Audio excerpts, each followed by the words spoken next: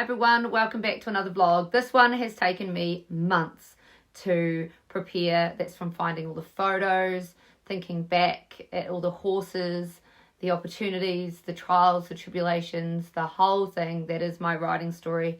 Now this video isn't about winning, like saying that I won this or won that. It's definitely not about that. It's about sharing some of the special horses that I've had, some of the lessons that I've learnt, the surgeries, the whole overcoming fear, the whole lot of it to where I am today. So I hope this connects with someone out there if you're going through a rough patch, or if you're just starting your riding career, or if you're just interested in how I am, the way I am today, then I hope you enjoy this vlog. Horses are in the blood. It dates right back to 1862 when our family moved to New Zealand from Kent in the UK. We were lords and we ended up marrying a prominent Scottish family over here as well, and the history books say that we were one of the first people to have horses in Otago, which is very cool. But my folks, my granddad, his granddad, right through, so it is well and truly in the blood.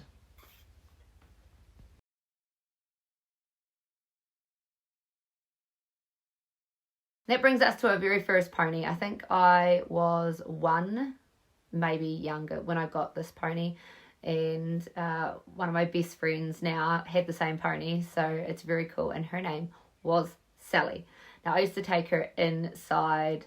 One of my favourite photos of my riding past is on Sally, and I made the Otago Daily Times, which is our local newspaper, with cute Casey catches the mo.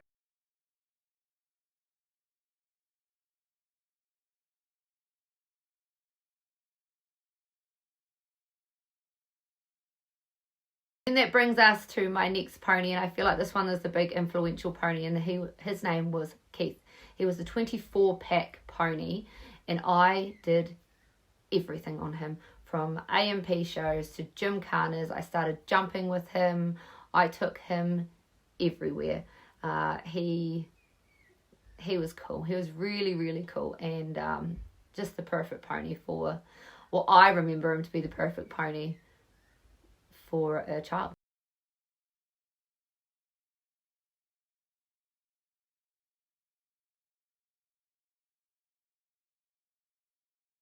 This was my first big setback in riding, but as we know, riding isn't linear at all.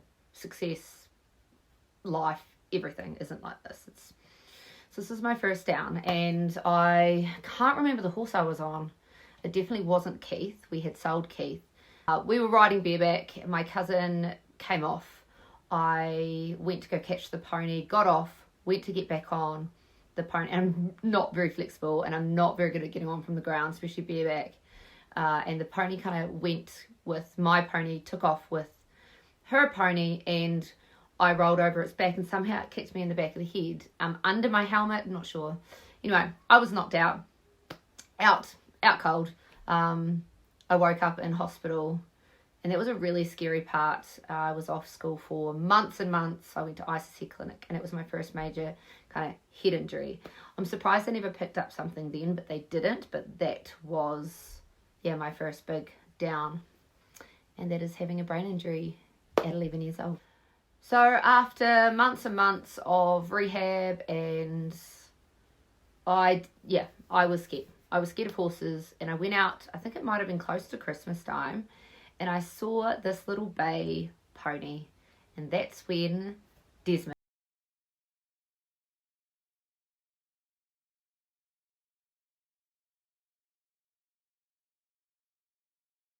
The first time that I'd ever had a schoolmaster or a horse that cost money come into my life, and I owe him a lot. He taught me heaps. He got me into the championship classes for the first time. Not that it's about that, but he was cool, and I owe a lot to the little horse Desmond. At the same time as we had Desmond, somehow we got this little pony called Socks. She was really cool. I remember her being very blingy. It was the first kind of blingy horse, 4 white socks, white blaze, chestnut, and my earliest memories of her is competing at one of the prestigious events in the South Island, which was at that point Wanaka Show. I mean, it still is. There's like 30,000 people attend, if not more. So I've got great memories of riding socks, doing classing and round the ring and show jumping on the little chestnut. So I had the 2 horses and I was back.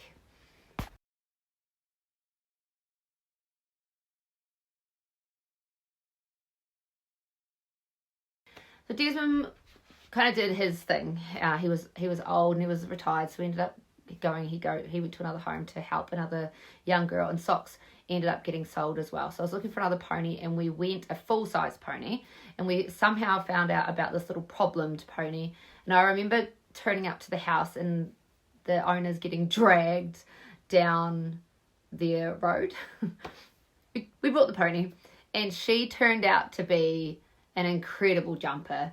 My cousin and I, after school, every day would go out there and try and make the scariest, the biggest jumps possible. She would jump like one of the wagon horses that was about 16 hands, and he'd be me on this 14 hand little bush pony that would just jump. And she was the first horse that I hunted. She was the first horse that I stepped up in the jumping ring, and she taught me a lot about not giving up on a horse.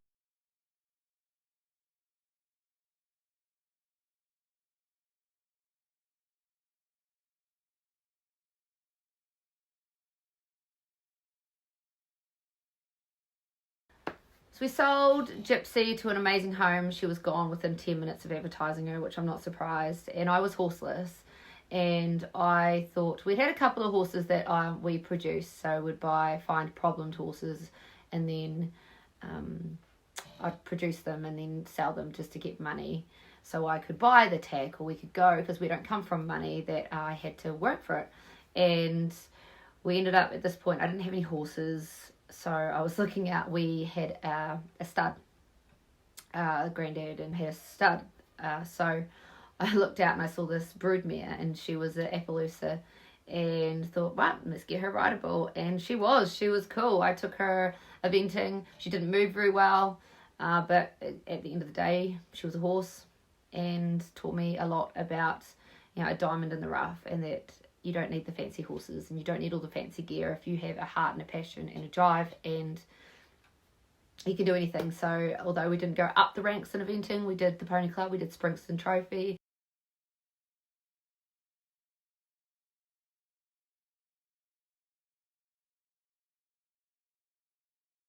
Another big we were on a family wagoning trip, and we had 3 horses in the wagon.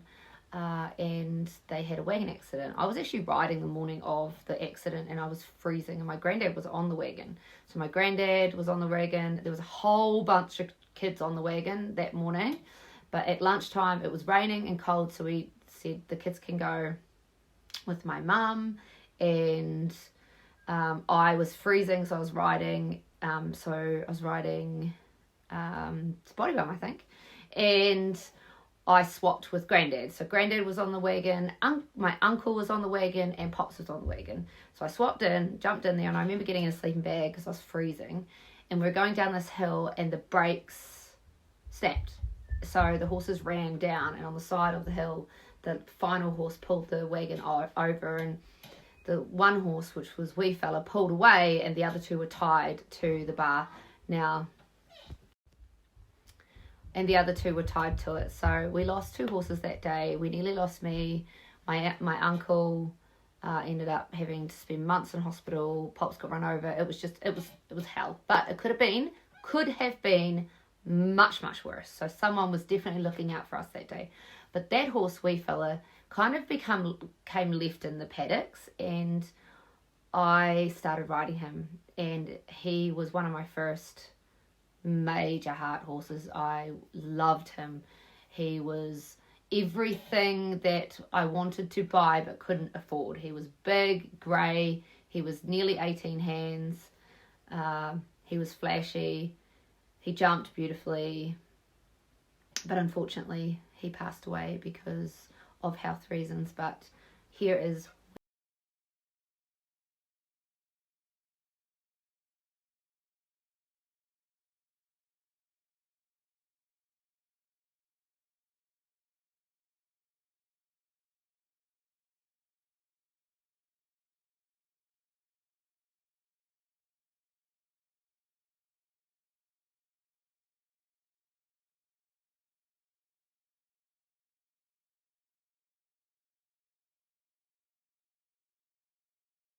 one of our heart horses, and that is Chester. We did lots and lots of dressage schooling with international clinicians because I was a little bit rip, shit and bust. Excuse my language, but didn't know much about balance, just point and go, which was being good when you're a kid, but as you start getting older, and I was in my teenage years now, so I did a lot of flat work and dressage and ended up doing it was my first time being a ESNZ rider, and did mostly show jumping and show hunter and hunted him, but he did everything. When I was 18 years old, I went to New York and taught at the International Riding School, and that was a huge, very daunting experience. I think I was homesick a lot of the time. I didn't eat well, but I did learn a ton. I was a junior instructor over there, and the owner of the business was a polo. I think he was a patron. And he asked me one day if I could start exercising his polo horses. So I did that, which was riding one, leading two, sometimes three. So I started doing that, and then I went to games with him as a polo groom. It was very casual because he was super lovely. And that's kind of when I opened my kind of eyes to the world of polo. But I was predominantly there as a junior instructor, and I taught first ridden to just starting to jump, like little cross poles and cavaliers.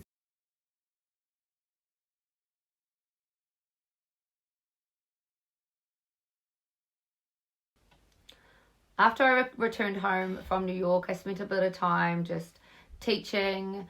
Went and worked up at McRae's and rode some hunters that had broken the two previous employees had, like, one had a broken wrist and the other had a broken leg. So I was, but zero fear, just jumped on anything.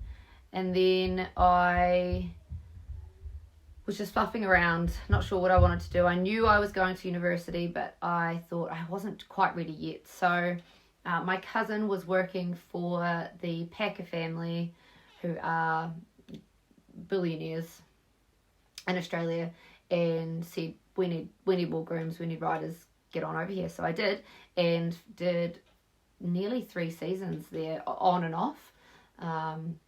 I started at 3 Mile riding the 3 to 5 year olds, and then I ended up being in the main barn. But polo world for billionaires is a totally different ball game, and learned so many skills while I was in Australia, from caring for just ridiculous amounts of money horses, to travelling with them right around Australia, to high pressure games, to riding anything and everything. I really tested my horsemanship, and I loved it. It was an amazing time in my life.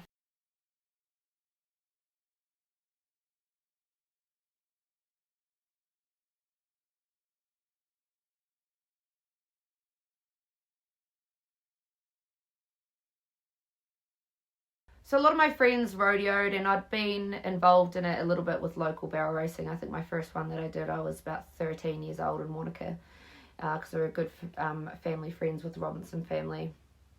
But when I came back for one of my trips from Australia, I ended up buying a little barrel racing pony, Flit, and she got me really into barrel racing. And I just loved the fact that it wasn't someone's opinion, which I'd just come from showing and dressage and eventing, where it's, a lot opinion based. And rodeo was great in the fact that it was against the clock. I loved the fact that it was a high adrenaline. I loved that you kind of just threw it to the wind, like not micromanaging, which was like quite hard for me in the beginning, because I'd like to be like, do this, do that, where I had to just have this element of trust and go. But it didn't mean that there was a whole ton of horsemanship. A lot of it is timing and trust. So, knowing when to rate, knowing when to let your pony get out of your pony's way, all of the different tack. It was an amazing time. I met my husband doing rodeo. It opened so many doors for me with music. It was the largest crowd that I'd ever sung to. I sung at an international rodeo at the Forsyth Bar Stadium. I've done half-time shows. I've done finals. I have lifelong friends because of my time barrel racing, and it was a really special time. And let's look back on it. I did have more than one shirt, but you can see that was obviously my favourite, and I only just gave it away. And here is Casey, the little wappy Appaloosa horse, looking at the barrel, getting around the barrel over to the third. All right, dressed in pink as part of the appeal. Give her a hand, ladies and gentlemen. Come on now.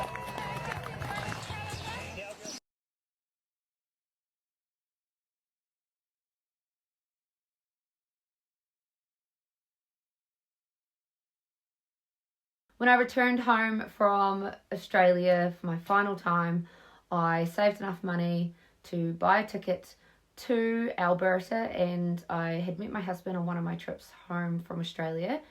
We just stayed in contact, and then about a year later got together and ended up going over to Alberta.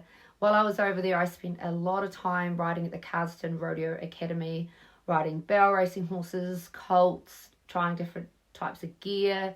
First time I'd ever seen lots of barrel racing saddles and lots of different saddles and bits and that type of thing, and just really enjoyed the experience over there. We had two station horses that were not very well started and very little mouths, but we had an amazing time over there riding them through, because the Rocky Mountains were right there, which was so cool. I was 22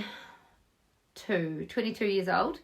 I started my Bachelor of Teaching, and while I was doing the Bachelor of Teaching, I was still barrel racing. I had 3 horses and doing a whole ton of things. We had my heart horse. She's so dear to me. She changed. The horse I did not want, I remember hearing her advertised, and I was like, I do not want an Appaloosa Thoroughbred for barrel racing. And there's no discredit to those horses. It's just that I needed a quarter horse. But anyway, I ended up riding her on lease, and then fell in love with her. And she stayed with me until she passed away at the age of mid-20s. And then I also, while I had her, I was show jumping this freebie that was on a station. He was like 9. He'd raced, and he was just running on the station, and they said, you can have him. So I ended up show jumping him to 1.15 m in one season. Talk about taking your time, Casey. But he jumped, nevertheless. He really jumped. His name was Dallas, and while I had him as well, we were a wagon horse. I thought, well, if I'm taking one horse to ESNZ show jumping, I may as well take one of the wagon horses. So I did the show hunter on him. So 3 horses on the go, plus studying a Bachelor of Teaching, also giving lessons on the side and instructing. So it was very, very busy. I'm going to jump on and do a little voiceover here. So Demi Dallas was extremely difficult, but he had so much energy. And if you just let him move forward and work him down, he actually did really well. Jumped ginormous. I got left behind. Look at that red photo. But nevertheless, he was a superstar jumper. Then I went to Major Distraction. He was the opposite. He was so easy. He had beautiful technique and just the safest hunter. TC came into my life. I was at a rodeo, and my horse I was riding was lame, and the owner said, look, she's for sale, do you want to ride her? I rode her for 10 minutes went out and got fourth, and then just continued to win, and we just clicked. So I bought her. I mean, look at this dress. Blew the budget, blew it, but simply stunning. And look at the photos. She's so precious. And then we had the twins. Say what would become the hardest 5 years of our life. Amazing, but hard. I graduated Otago University with a Bachelor of Teaching, and then did 2 years in the classroom. So I became certified. Then recently I married, which was just the most amazing day. And this is kind of where my story gets quite real, I suppose. It was challenging. We were trying for kids, and I had twins, which was exciting, very, very cool. It was the hardest pregnancy, and they found out that I had this rare condition called Chiari malformation. And to kind of simplify it, it meant that my brain was too big for my skull, and I needed surgery. And they wanted to get the twins out like 27 weeks, and I said no. They should have picked this up when I had the brain injury that ended me up in ICC clinic, but they didn't. And I figured if I was born with this condition, then it can wait a few months or a year or whatever.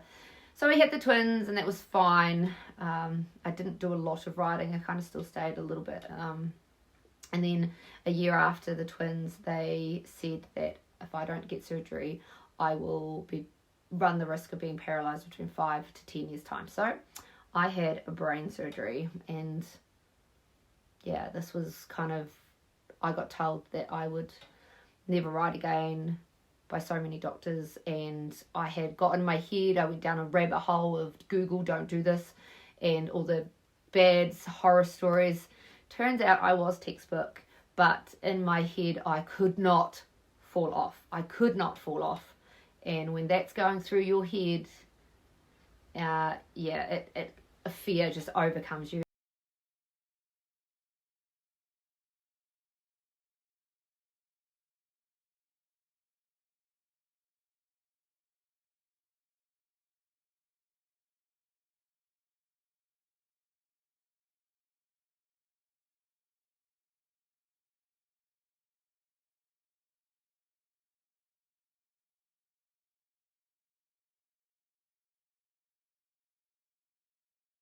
Sitting in the crowd at Equidays was a big deal for me. Equidays was October, it was Labour weekend, and I had my surgery in July. So, August, September, October, it was 3 months later that I sat in that crowd, and I knew that, 3 months after you've had brain surgery is nothing. I was back at events. I wasn't running them, but I was back at events, I think within 6 weeks. I definitely was not on a horse for 3 months, and I was not driving. I had to not drive for a year, but I ended up getting signed off, which was nice, about 6 months after surgery. And little did I know that sitting in that crowd would light a fire in me, and that 4 years later that I would be invited to perform at Equifest Christchurch 2022.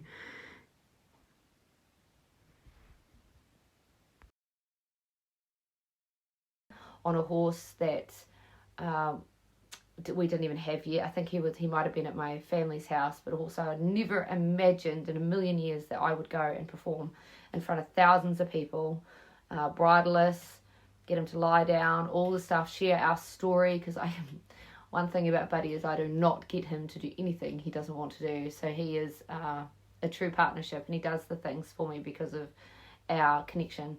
And I know that sounds airy-fairy, but I do genuinely believe that he's a very, very special horse, and I thank him so much for that opportunity. And I do think that going to Christchurch was really an amazing moment in my equine career, and nothing beats your very first night show and your very first big expo like that, and I'll always remember that.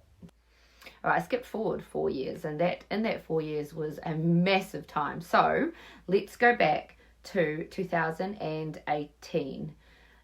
I went out and I bought this. I mean, who does this? But I went and found this 3-year-old off the track thoroughbred. She had gone to a trainer for 6 weeks and didn't have a lot of money because I was, off work, and I drove through the night, 8 hours away, picked her up, and yeah, she was amazing.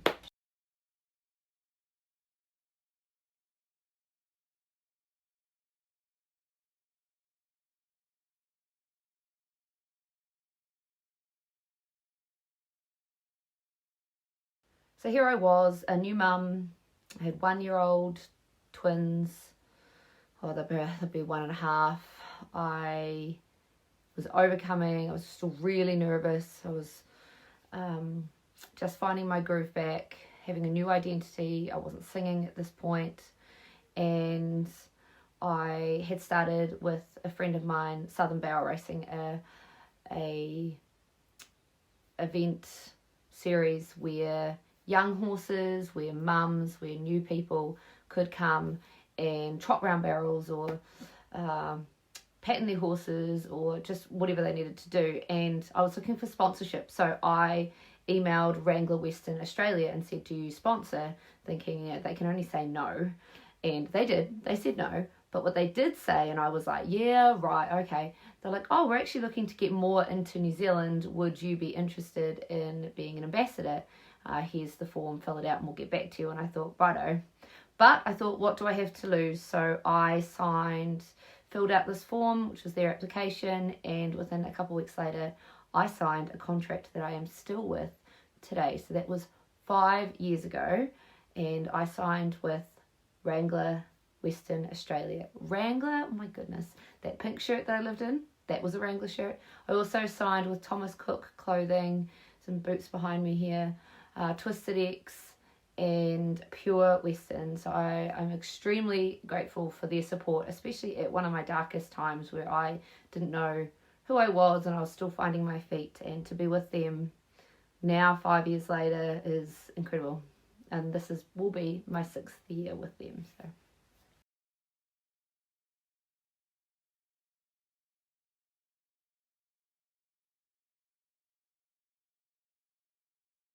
And then my dream horse came on the market. I'd always wanted to paint. He was a quarter horse and he was beautiful. I literally saw the photo and was like, we need to have him. Sold my little thoroughbred that helped me get my confidence back after brain surgery, and bought Skipper.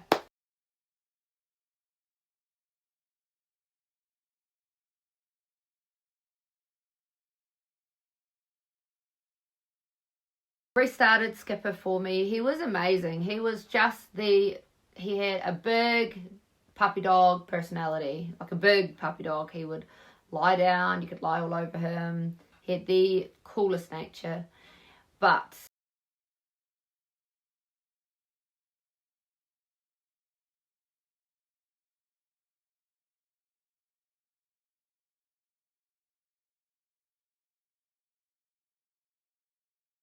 I was still under the impression that I was wanting to get back barrel racing at this point, and I had set drums up on grass, and I was just teaching him the pattern. He's still young, he's still baby, and I was just trotting around a pattern. Unfortunately, he lost his balance and tripped, falling on top of me. Now, remarkably, my head was fine, so that was good. I was happy about that. But I knew at the moment that he fell on top of me that he had smashed my leg and ankle, and it was right in the middle of COVID, so I didn't ring for an ambulance. I was by myself as well. We managed to get, Reese was coming past, shifting sheep, and saw me, managed to get me into the house, and that's when we realised, actually it might be more than just a sprain, and yep, I needed to get surgery.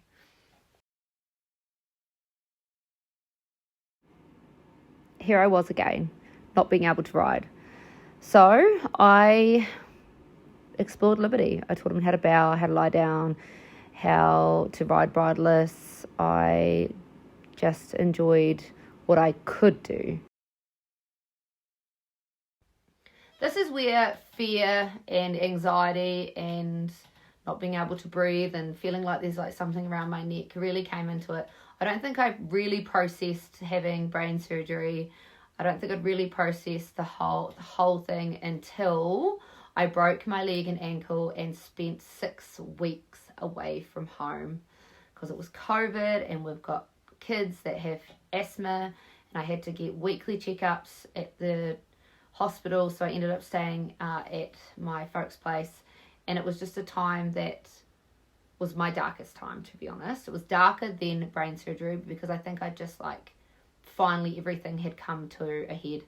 And I remember being on one of our family horses, and Maguire, the one that I had done hunting and show hunter and everything on, and crying, hysterical fear. I could not ride him. I had to get off.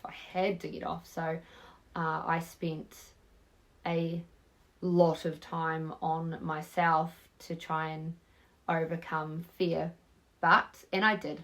I ended up going back barrel racing. We weren't fast. I was happy if he just loped the pattern. But deep down, I knew that there was something wrong still. Yes, everyone was like, it's just PTSD case. You're all in your head. It's all in your head. And I definitely did have issues with seeing him fall all the time. But it actually turned out that he had navicular amongst some other issues going on in his legs, and we had to retire him at 7 years old. And then we tried to keep him for as long as we could sound, but at the end he couldn't get up, he was lame, he was laminitic, not even fat, just toxins in the grass, so he ended up crossing the rainbow bridge.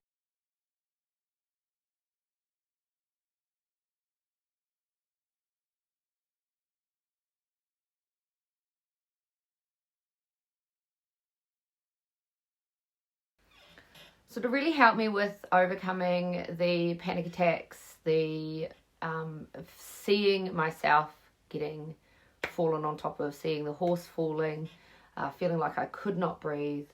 I remember being at an event, and this was a Cowboy Challenge thing, and I was up on these tyres and I just froze. I started hyperventilating, and my friends were like, are you serious? And they're like, oh, she's serious, wow. So I do want to thank a few people for helping me through this. Firstly, my husband. He helped me beyond words with getting back in the saddle and in the whole process. I've got a couple of dear friends that I also want to thank, and they know who they are, that it helped me as well. And I had a couple of trainers that we went to and kind of pushed me. That was awesome as well. So I do think if you are going through stuff, then do the inner work on yourself, get help as well, and just trust in the process. And one thing I learned is that not to just disregard the fear. Fear is there for a genuine reason. It's your body trying to keep yourself safe.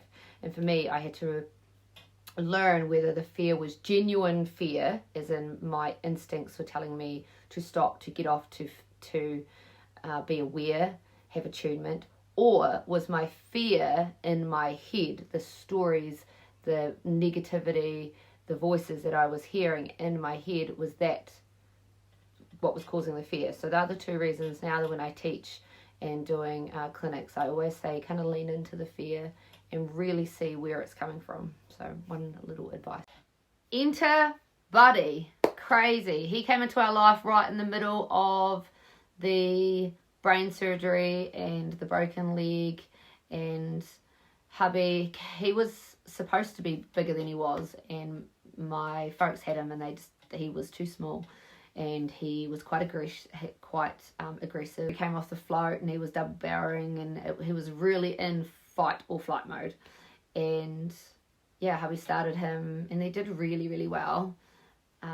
But I remember putting saddle on him, and I mean, there's lots of stories I go into depth about Bud and many things. I remember putting saddle on him and he bucked around the arena, and I was like, hell, I ain't riding that. But he really did help me overcome fear. Up until him, I would not go riding on any places that were uneven. I would not. I'd still have panic attacks under saddle. And it's crazy because this little horse that had significant trauma to my health and being so scared about being injured and being away from my family, we came together, and he's really helped me overcome everything. We'll face this world together. You are safe here with me. You'll never be alone. We're together as one. So I owe everything to you. Everything to you. Oh, hi, Andy. Little by little, we heal. Put the pieces back together.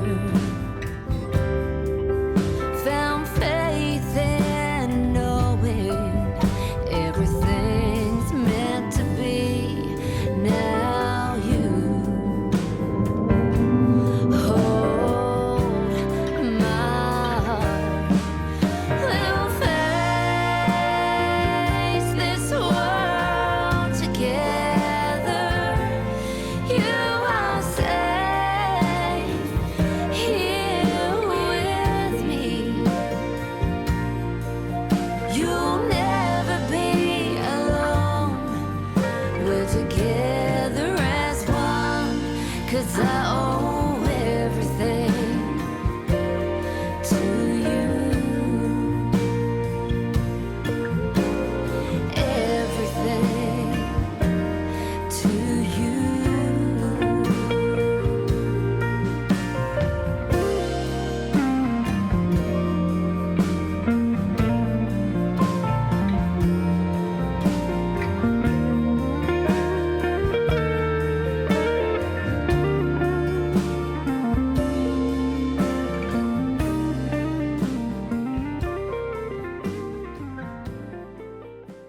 Sorry, this chair's like, and I'm trying to get the light.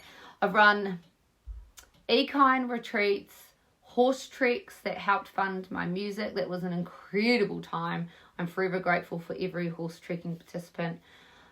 We have done expos, we have done clinics, we've had people here, we've worked with Stand Up for Kids, we've worked with social workers and therapists, and yeah, it's been a really, really cool journey. Jump in and do a little voiceover here. So in 4 years, we did 5 horse treks, and that they paid for my album Everything to You, which you just heard the song that I wrote for Buddy. Amongst there were 6 songs on the EP. Yeah, I'm very grateful for them. We also started doing equine retreats. We shared our knowledge. I wrote a little ebook on some of the lessons that I've learned and tips and tricks and things that I do to help strengthen connection. Here is me at Christchurch Equifest, and we had a clinic and a kids camp. I run show jumping series back 5 years ago. Started Southern Barrel Racing. That's gone on to be an amazing organisation, still going on today. We've been starting horses, hubby and I, for over a decade. And then this amazing jewellery collaboration came. We started a horse from a local jeweller, and she said, hey, do you want to collaborate? And we designed together equine-inspired jewellery. This is a bit of a story. So when I came back from Australia, when I came back from Canada, there was a job going at Telford as a stable hand. I applied, never heard back from them. A mere 10 years later, they contacted me. And now I am the head of equine at a ag college, which is crazy. So manifesting at its finest, guys. I thought I was really gutted. I'd come back from America. I had done polo, I had taught, I had thought I was fully qualified to be a stable hand and didn't get the job, didn't even get an interview, and I was gutted. But little did I know that that door would open when I was ready for it. And I do genuinely believe that. Sometimes I go for things and they don't happen, and I now go, maybe it's not meant to be right now. It doesn't mean it's a no, but it might open and be better.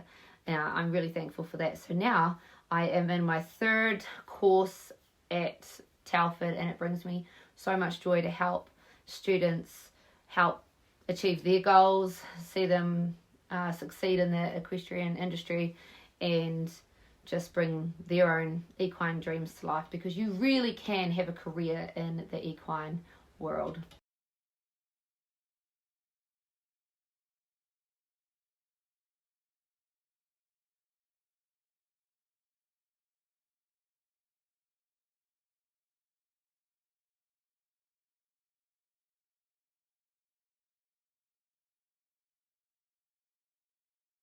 When I was going through all the injuries and the fear, and I couldn't ride, so as I said, I went to Equidays, and I loved the night show. I sat there and was like, this is so cool, I need to do this. I remember going to the Spanish dancing horses in Dunedin when I was younger, which was made me just be fascinated with dressage and what was possible, and then going to Equidays and seeing that the liberty there, and with me not being able to ride, it really opened my the world of liberty. And because I'm an entertainer, I loved the idea of putting on a show, which lit a little spark in me and it was only really a dream until just recently when we started Equine Enchantment and we ran our very first night show. We had done a few performances prior, so we'd done a Targa Equine Expo, we had done an expo up in Central, but just recently we did our very first full night show, and I cannot wait to just dive more into what is possible. The thing is, with the Equine Enchantment, you can do whatever your imagination, you can do whatever. And yeah, I just think we're just the tip of the iceberg and what is possible with horses, and it's a continuous learning. You'll never, just like anything, it's just continuous learning. This chair, and try stop it.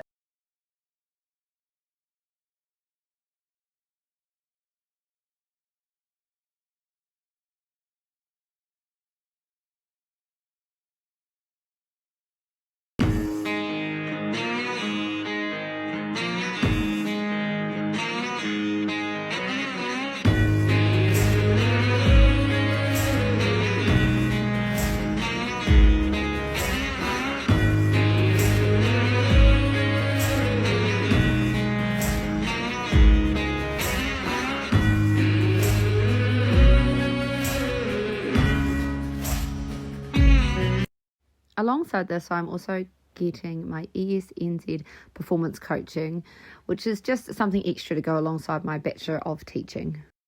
If you've made it this far, thank you for watching. I'm really excited about where I'm going to go. I have no idea, which makes me excited. It makes me grateful. The goalposts always keep shifting. Yes, I have big dreams, but I'm also well aware of enjoying the moment, and I never know what is around the corner. I'm just internally grateful for the horses that I've had in the past that have taught me many, many things, the amazing friendships that I've made through horses, the opportunities I've had through horses, and what is to come. Like the horses out in the paddock, I cannot wait to see where they take me. I cannot wait to see where the Equine Enchantment team end up, where the Telford Equine ends up, and I'm just eternally grateful for all the support. And 2024, 2025, I am back out there doing it, back competing at A&P shows, back in the dressage ring, back show hunter jumping, back doing everything that I really wanted to do and was doing before all the health complications. And yeah, it's been an amazing time. And I have a few horses in the paddock. There is TC's baby TJ. She's 148 centimetres, and I've had amazing riders with her. We've got our German Warm Blood, the horse that I would never ever imagine that we could ever afford, but we bought him. We've got Merlin, Skipper's half brother. I hope this has been either inspiring or educational, or that you've connected in some way. And thanks for watching.